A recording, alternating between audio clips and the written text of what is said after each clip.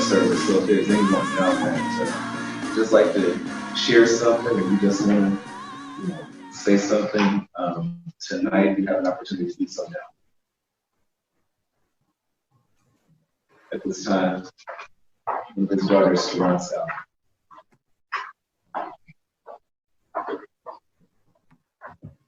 Let's give honor to God.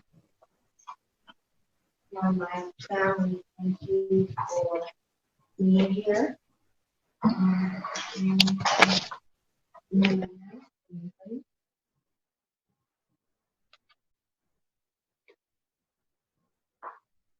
Giving honor to God. And thank you, everyone, for being here. Giving honor to my sister Brenda Allen, my sister cousin Thelma Marie Allen, my daughter Deja, my niece Velvet, my cousin Donna, my god sister Tanisha, my best friend Karen, my nieces, my nephews, my cousin Reverend Scooter. Dad named Bishop Gambriel Reverend Scooter. Let's see, some memories regarding Dad. Just to list a few things that are not in the obituary. Everyone knows that Dad is an actor, so I will not tell you that. I can tell you that his very first role as an actor was with me. I went on an interview. I was approximately 9 years old for a TV show called Dear Judge on Channel 9. And they needed an actor to do an improvisation. And I said, my father can do it with me. And the producers believed him, that he could do it with me. And I'm Miss Australia, would you like to come in here and do an improv with your daughter? He said, sure, certainly. And we did the improv. I got the role, and he got the role. It was a 30-minute piece on Channel 9, around 1969, 1970. Another tidbit you may not know about Raymond is that Dad is a veteran, World War II veteran. He was in Operations Crossroads. He was on the ship that would escort soldiers and sailors off the ship for the nuclear atomic bomb test in the South Pacific. And he was the captain's cook. And so everyone remembers Dad being a wonderful cook. And they remember his silver dollar pancakes that he would flip in the air and catch in the skillet. And Brenda and I love those pancakes. Let's see another tidbit about Dad. He used to like to videotape. Well, it wasn't called videotaping, it was filming. He would do a lot of filming like his brother Eugene, Uncle Gino, and he would film the family. So he has a whole lot of family film, so that all of my nieces and nephews and little cousins, one day, if I can pull it together, you'll see all of the family when we were young. We were like 5 years old. And I'm not going to show that one, Brenda, that I was crying on Christmas because you got the better toy. I'm not going to show that. Except for the Christmas, we all got our Christy dolls. That's right. I got the Christy dolls. All three of us got the Christy dolls were dolls whose hair you could pull out and it grew long. And of course, little girls love to comb hair. So Dad got us the Christy doll. Another thing about Dad, he never forgot anyone's birthday. He never forgot anyone's Mother's Day, Valentine's Day. He always was full of gifts. Let's see another good tidbit. This is something I remember. I think this is something that's very important. Dad always voted. He always voted. And when Dr. Martin Luther King was assassinated, Dad and I and my mother, we were on our knees praying that Dr. King would go through. And he did. And I saw Dad cry that day. I saw Dad cry when Robert Kennedy was assassinated. And Dad and I and Mom we went door to door to campaign for Robert Kennedy as president. And Dad said, always practice your right to vote. He took me to my Aunt Annette's house when I turned 18 and said, you are going to sign up for the vote. Always practice your right to vote. He said, one day, we're going to have a Black president. And my father lived to see our wonderful president. What was his name? Barack Obama. And Dad was so happy. He said, I told you so. And Dad predicted this in 1968 when Dr. King was assassinated. So Dad was a visionary. He was a funny guy. I think that everyone that knew him remembered his 300-gallon fish tank. All the kids in the neighborhood, all the boys would gather around to watch Dad feed those big giant fish, goldfish. He was the talk of the neighborhood. Dad also was there for the neighborhood kids.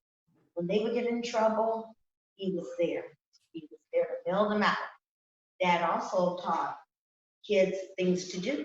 That was fun, recreational. He taught kids how to play pool because his brothers all played pool. Dad taught me and my friends to ride horses. Now one of our friends is a real Black cowboy. So Raymond did a lot of wonderful things. He was a jack of all trades and you could say a master of none. But Dad was a master of some. He could do anything. He did Mr. Parker in ceremonies and dark old men. And he did not know how to tap dance. But his acting teacher at Cambridge said, if you're an actor, you can act like you. If you're an actor, you can act like you sing. And he never forgot. So those are just a few memories that I thought would be nice to share because everyone knows Dad was on television. But everyone doesn't know the other side of Dad. Dad loved people. And he taught people how to love. And he also taught people because he was the most forgiving man. I'm not going to cry today because Dad taught me that it's the circle of life, baby. He said, not everyone is going to die. He told me that he wasn't going to die. He was going to wrap it up. Well, Dad, I believed you, but he is very happy right now. I know he is because he's with his siblings, he's with his wife. Oh, look. And he's with his friends. He leaves us behind, but he's moving on to another plane, another circle of life. And Dad, I'll see you. Hopefully not too soon, but I'll see you soon. Thank you, everyone.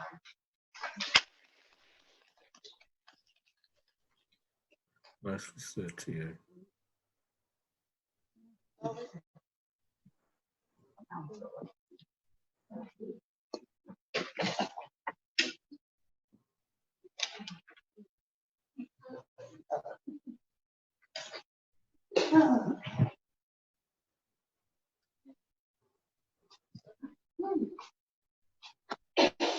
Hey, everyone. Well, I'm going to start off with a joke that Uncle Raymond always used to play on. We'd be walking. Well, let that frog in here. That was his favorite little joke. He used to give me every time I was good. But to everyone else, I was Beavy. To my uncle, I was the Beavy. I couldn't do nothing wrong. Everything I did, he'd laugh and be like, okay, babe, you know better than that. But it was cool. Uncle Raymond taught me a lot of things about life. He told me how to live life where, everybody learned books, knowledge, but he taught me how to be strong and stand for what I believed in, a lot of things.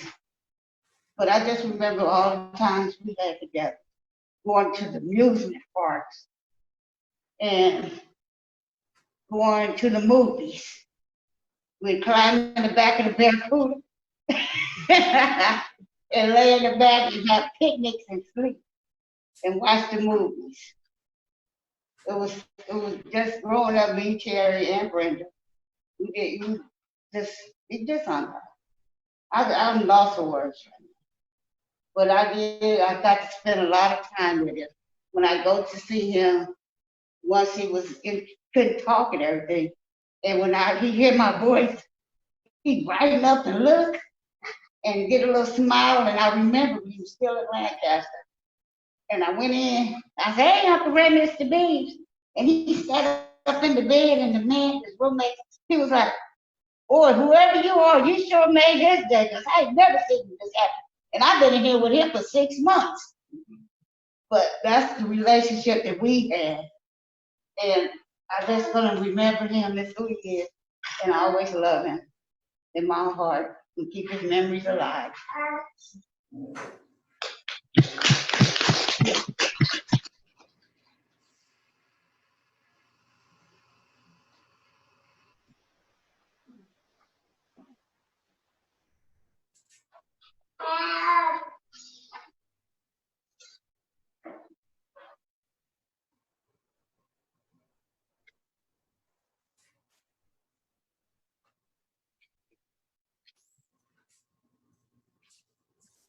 Hello, everyone.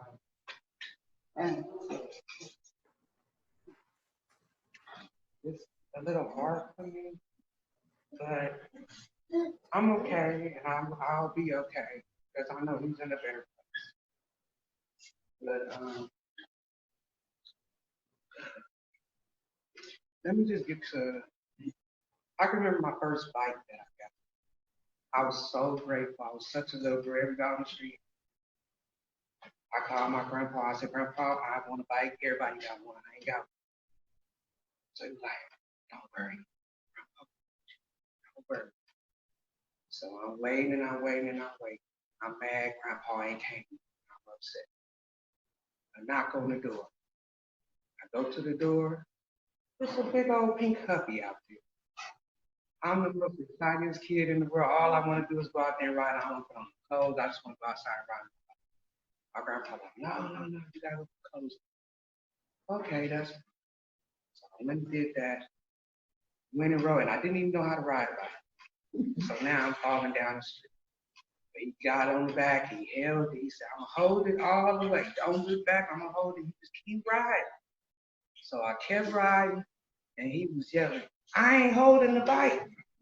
And I'm like, "Well, how am I supposed to stop?" He said, "I don't know, you're gonna figure that out." So I just ran into the grass and stopped. Jumped off the bike. I said, "Now how I get back on?" He said, "Come on, now you gotta get that together." Come down there, he helped me get on the bike, and I take off again. Still don't know how to stop the bike, but I'm happy because my grandpa bought it. And I knew it had the little pink strings hanging out of it with the little bell on the little basket on the front. I was all excited. I was the happiest kid on the block. Never ever missed any birthday. Even if I didn't see him, I got a call, phone call, something.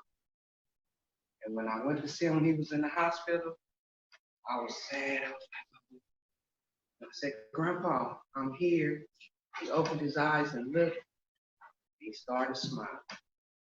And I was like, okay. And then some woman started coming down the hall. I don't know if he smelled her or heard her voice, and he looked. And he trying to talk. I said, "You better not talk to that lady, and you didn't talk to me." And he just started laughing and laughing, tears coming out of his eyes. I said, "You look flirt even at your old age." I said, "It's okay." So I asked the nurse, I said, "You know my grandpa?" She said, "Yeah, I talked to him." I said, "Yeah, I know you talked to him, okay." Look, I'm gonna miss you, Grandpa. I love you to death. And my daddy, I said hi. I'm a big hug for him.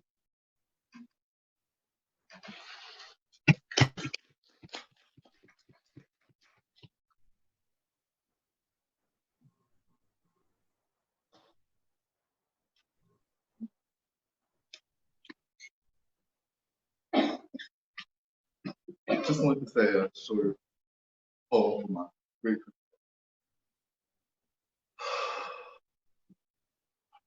I am leaving, but I am living. I will not be gone from you for eternity. When you fight now, I will still be with you. When you walk in the world, I will be the light at your side. The ground steady under your feet, the force that drives the sword in your hand.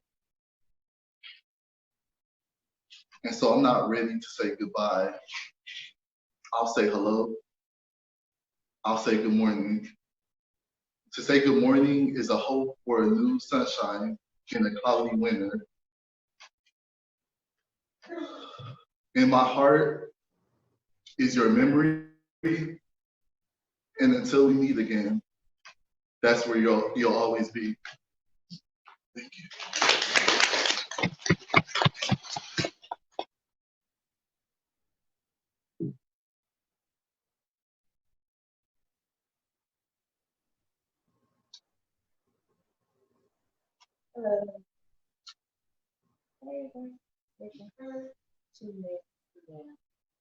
I remember when I was pregnant with my daughter, and that was the first time he seen me in a minute, and he was like, "Girl, did you swallow a watermelon or something? Why are you so?" I was like, "Grandpa, I'm pregnant." He was like, "Well, not you." And I was like, "I don't want to talk about it." He was like, "No, no, no, we don't talk about it." I told him. He laughed. He said, "See, next time, just go and run. Don't go after the bullets." I was like, I hear you. And then I remember after I had her, when he was in the hospital, when he saw her for the first time, he sat up and he was smiling, full of life. And he was like, then he looked at me and he was like, "Watermelon." I'm like, "It's here." He was like, "Oh, it was a girl?" I'm like, "Yes." He was like, "She's so pretty. But what happened to you?" I was like, I'm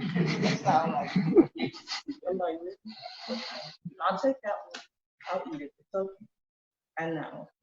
He was like, "No, I'm just pretty. You're still beautiful." Oh, thank you so much. And I just have a lot of great memories with him. I'm gonna miss him, his funny ways, how he would joke, no matter what, always kept a smile on your face, kept you happy, kept you entertained, kept you wanting to listen to him more and more, no matter what he was talking to you about. He always wanted to just sit there and listen to what he had to say. He was a very intelligent man, had very great conversation skills, and he, didn't want to talk. And all y'all know his mood sometimes. You don't gotta explain that. But I'm just gonna miss him just all around. He was just so wholesome. I'm gonna miss going down to their house and being able to see him and when Bobby was alive and Edgar and all that in one room. Now they're all in one room again together. Yeah, along with his son. So I miss y'all. You too. That's all I gotta say.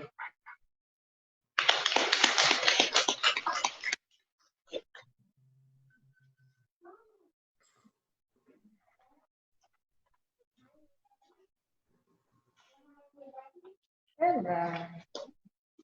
I'm really not one for public speaking all the time. But I definitely can't let today go by without reminiscing on my grandfather and how awesome he was in my life. Okay. And how awesome he was in my life. I'm definitely grateful for the fact that he never missed one big event in my life at all while he was able. And I truly could appreciate that because he was probably the one grandparent out of my life that made every occasion, every holiday that was important to me, anything that meant something to me. And I'm grateful for the times that he drove himself, for the times my mom went and got him, and for the times my aunt would bring him. I'm just grateful to have had him because I didn't always have a consistent grandparent always in my life. So I was grateful that he was that grandparent, that grandfather for me. Deja always would remind me of all his jokes, and she recently reminded me that they joked during a church event that I had that I'm on, stage performing, and they're in the back cracking jokes. So I said, well, did you get any of what y'all were there for? And she was like, I'm really not sure. So, but he was definitely a jokester, always had a laugh, a smile. I can't remember one moment of not laughing or smiling in his presence. And I'm grateful for that because you don't always get those memories with every person in your life. And I can definitely say he was the one person that I never had a dull moment or a down moment with. He never let me be sad. He never let anyone cry. He would laugh at you crying because he would be like, what are those? What you got tears for? And I mean, I've had, moments where I'd be like, you're my mom. He's like, and he would just blow you off. Like, you better get together, suck it up, because you're fine. And that's exactly what I had to do when he passed. I just had to thank God for 91 years and suck it up and let it go because he would laugh at me crying. So I definitely can't cry on this moment. I'm just grateful to have had him.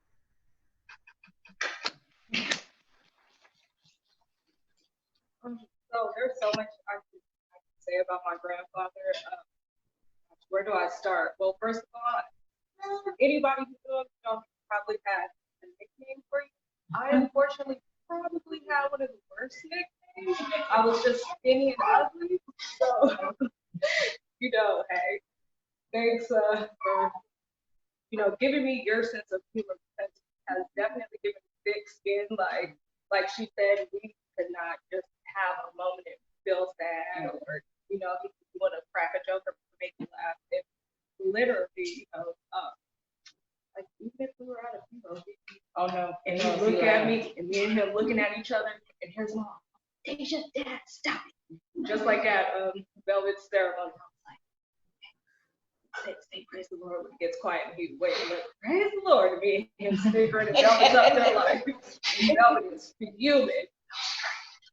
We in church. So that's why I told him to say praise the Lord, but yeah, he has given me my sense of humor, and that's why I'm able to feel like I am right now and not be sad and crying, because I know he'd be like, what are you crying for, you skinny, ugly girl? You gonna look worse.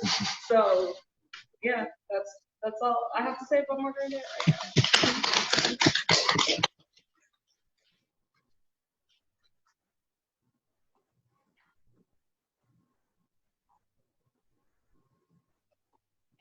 I believe those are all of the formal remarks for tonight. I will have a short thing or two to actually say on tomorrow during the committal service. For those of you who will be tuning in, the time is 10:30 a.m. exactly. The military is very timely, and so we want to make sure that we are on time. But since it's a more intimate setting, I think I only saw Raymond cry one time.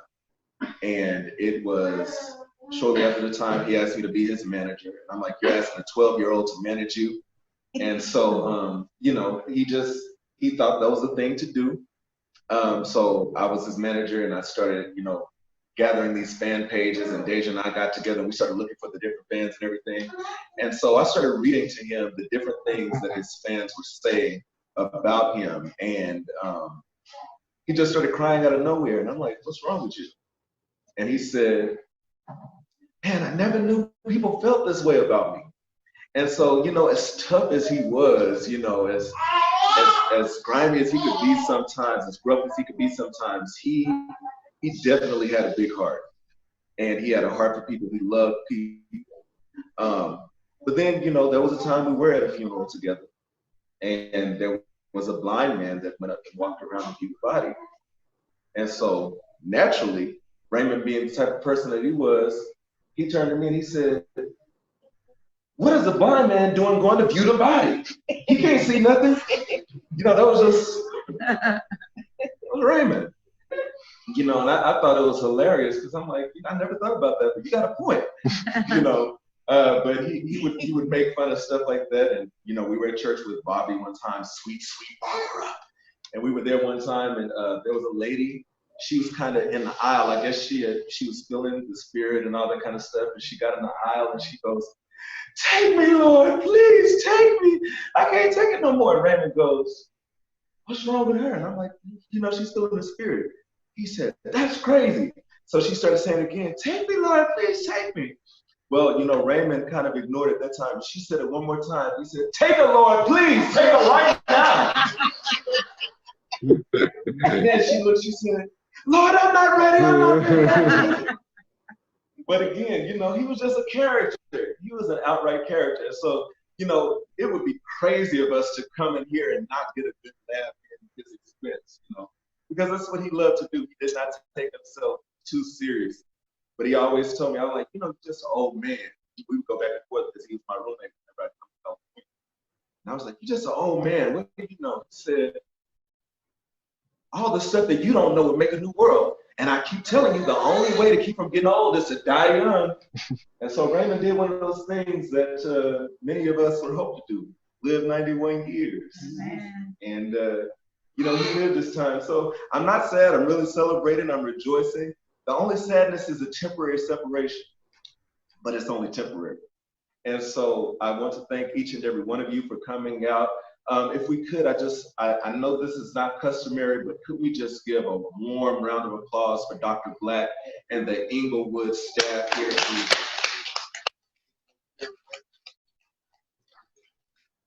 Certainly we're thankful and grateful to all of the families. So again, we're preparing to do, I think, the harder part of this in the morning, but we just want you to continue to stay encouraged, keep on laughing. That's what we want you to do, think something funny.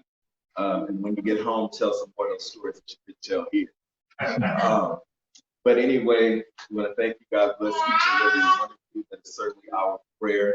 So there is a plan for tomorrow. After we end the Zoom feed, we will give you instructions on the meetup place for tomorrow as we prepare to head over to the cemetery. But again, thank you all. Thank you, Inglewood. Thank you, Brenda, Terry, and my good cousin, Velvet, Deja, Will, Lisa, the crew, the Beebs, you know. I love each and every one of you, and I'm not leaving nobody out, but I see my cousin back there with a Green Bay stuff on, so I just have to come in here with this cowboy on, you know what I'm saying? I was ready for you this time.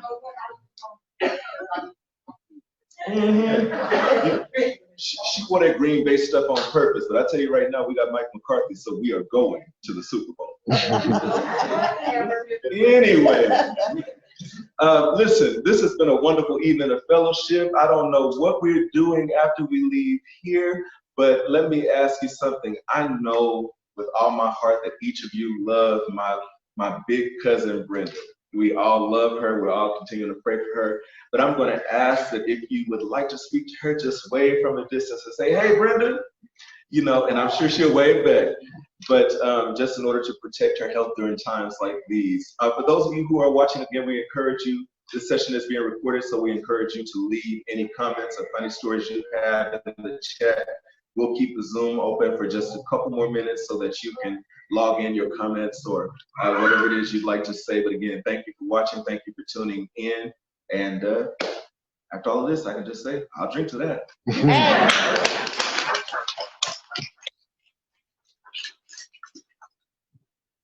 So this time, for those of you who want to continue to view, I'm asking that if you can, because we have an opportunity together, but if you see someone that you didn't arrive here with, you would just be very careful in this space so that they can celebrate in the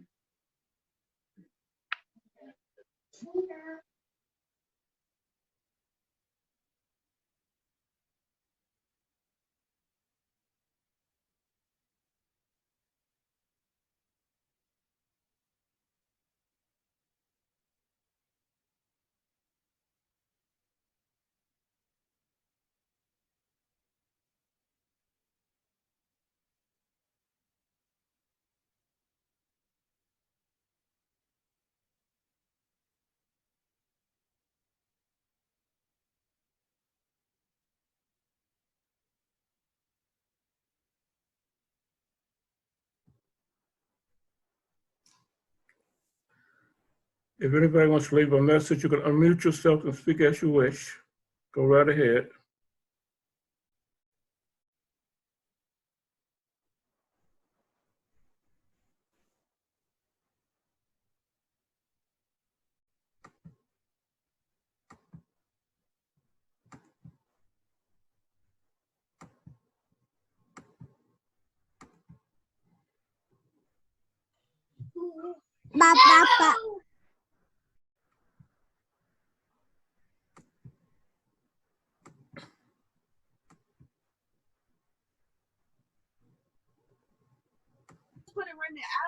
Oh, okay.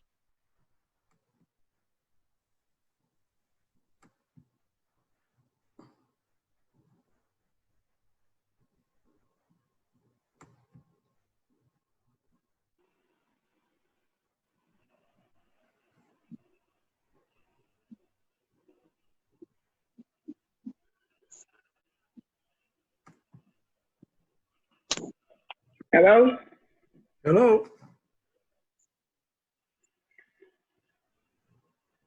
Can everybody hear me? I hear you just I fine. don't know how this works. Just go right ahead. Can my people hear me? My cousins and things. Huh? Can the speakers, the people who were speaking, my cousins, can they hear me? Are you still on? All you have to do is Can unmute Terry yourself. and BB hear me? Did you unmute yourself? Video. Go down to I think they the want you page to and hear. unmute yourself. Your mic. Scroll up to the bottom to unmute yourself. The video down. Click on the microphone where the line is, and then unmute you.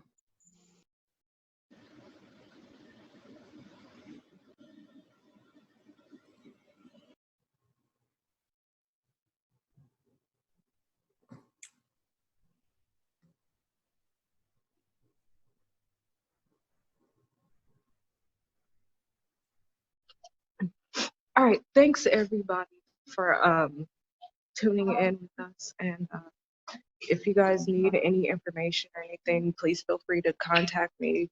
I'll get back to you guys as soon as I can. And you guys could unmute yourselves if you guys want to talk and share amongst each other. Oh, and hi, Sherry. I see Joyce. I see Hi. Angelina. Who else? Oh, hey, Jasmine. And who are you? That's my Wait. cousin Charisma. Oh, yes. Okay, I remember you. I don't know if we met, but I do remember you. And some other people I can't see your faces, but I just want School of Terrence. Oh, okay. Yeah, Okay, Lola, great. yes. Well, thank you for tuning in. I know that sounds so weird, but I just wanted to acknowledge everybody for coming or I'm for not, tuning up on this. can you hear So, me? This is Joyce. hey, Joyce. Hi, who are you? I'm Toronto's daughter. Oh, hi. Hi, I'm her cousin. I couldn't see y'all, any of y'all, but I heard a few of you speak. Okay. Yeah. My mom went up there to speak. Dee Dee spoke. Her daughter, Lisa. Who has Right. Oh. Well, Uncle Raymond is the last of my mother's siblings. All of them are gone now, so that's how it goes. But we love them dearly. We always have. And, oh, sorry. I am so bad with this Zoom. I'm sorry, you guys. Hold on. This Sherry, is my first time on it. I didn't hear you.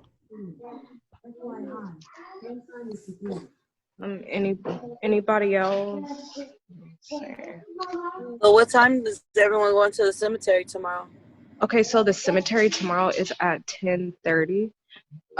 We have to be there a little bit early so that we can all get lined up, and we have to sign in. Like they need us to sign in at the gate. So it was just doing too much to try to get the motorcade with the hearse and everything because of how we're going so far. So that's why we're just gonna try to get there early as opposed to right on time, because the date and the time is what the VA set for us. So. Okay. And which cemetery is it again? It's at Riverside. Okay, that's not too If far you from guys me. need I'm in Boston. the address, I can send it to you. I'll text you any information that you guys need. I'm gonna go ahead and put my phone number in the chat because some of you guys might have my number, but it was my old number. So I'm gonna put my new number in there. Okay, yeah, I don't have it. Okay, so I just put it in the chat. Just go ahead and text me, say who it is, and then I'll send everybody the information because again, it's gonna be this same link for tomorrow if you can't make it. So tomorrow they just ask that we practice social distancing and have our mask and the gloves. Would it be for just the family? No, it's like this one is open. They said however many people you want can come. It's they just said don't make it like thousands of people. Obviously it wouldn't be that many. Right. But the ceremony is only going to be about 30 minutes because they're going to do his military honors. Okay. And then Scooter will probably say something. And then if we have any more time, then some other people might speak. But I've never been to a military honors burial, so I'm not 100% sure on exactly how everything is gonna go. It's really nice. It's beautiful.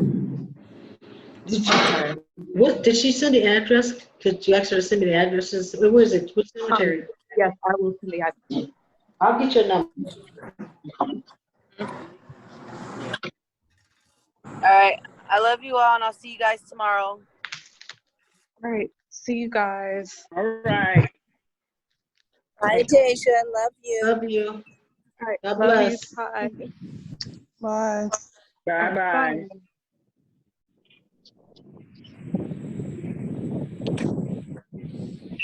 Yeah.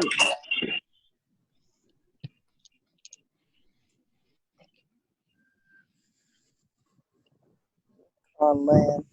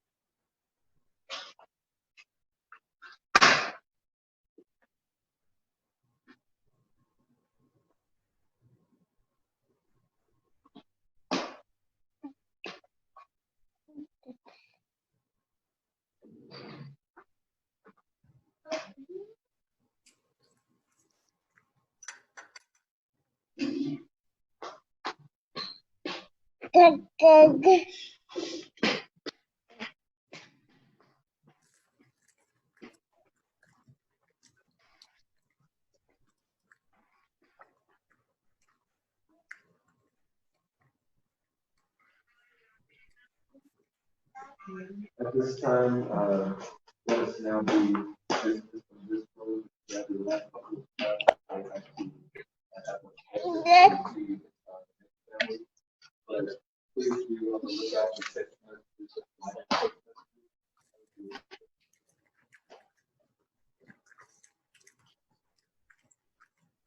We ask you to be as possible. And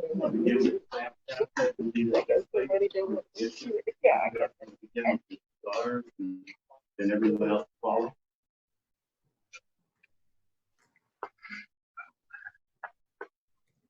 That's good, okay. Do you want me to grab it?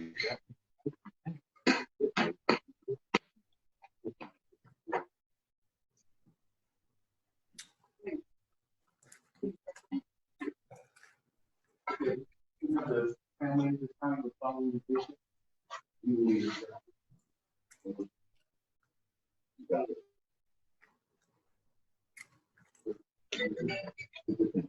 What is my shepherd? Making me lie down in green pasture. Leading me beside the still water. He restores my soul. Leading me in the path of righteousness for his name's sake. Yea, I'll walk the valley. I will fear no evil. I will